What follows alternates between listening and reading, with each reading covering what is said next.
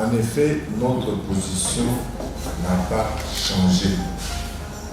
Je parle ici surtout sur l'enrôlement.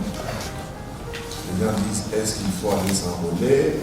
Est-ce qu'il faut patienter?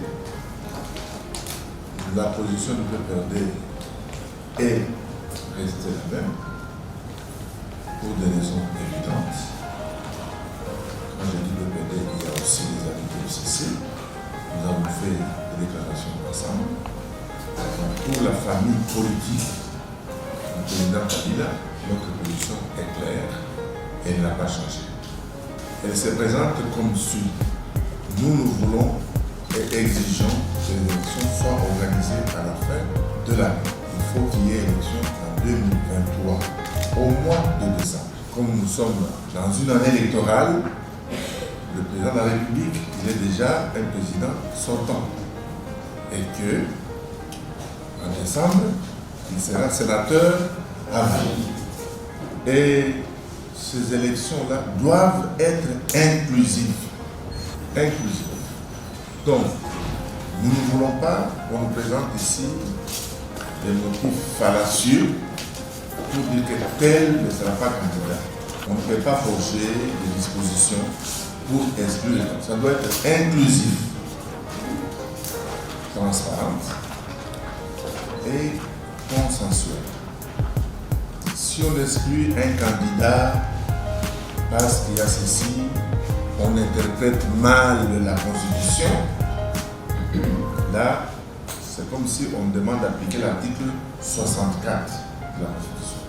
Pour obtenir la crédibilité, la transparence et l'inclusivité, notre exigence n'a pas changé, n'a même pas évolué, dans un sens comme dans un autre.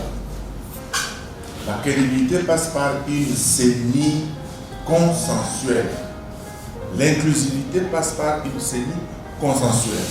Et elle doit être consensuelle, ça signifie que toutes les parties prenantes doivent être représentées. En tout cas, nous, FCC, nous n'avons aucun représentant à la CENI. PPD, on n'a aucun représentant. Ceux qui ont fait l'aventure, ils étaient là, avant même d'être nommés. Nous, on a envoyé jusque-là personne. Il faut attendre la signature de Kabila ou quelqu'un qui va signer à la place de Kabila. C'est à ce moment-là qu'on dirait que le FCC est représenté. Nous, on ne connaît pas cette CENI. C'est ça le message fort. On ne reconnaît pas cette CENI. Je vous ai dit que la CENI a pour mission de garantir les intérêts des uns et des autres pour une surveillance mutuelle. Mais nous, on ne peut pas, je vous le dis maintenant officiellement, nous attendons l'enrôlement lorsque la CENI sera inclusive. Nous serons à l'enrôlement lorsque la CENI sera consensuellement montée et constituée.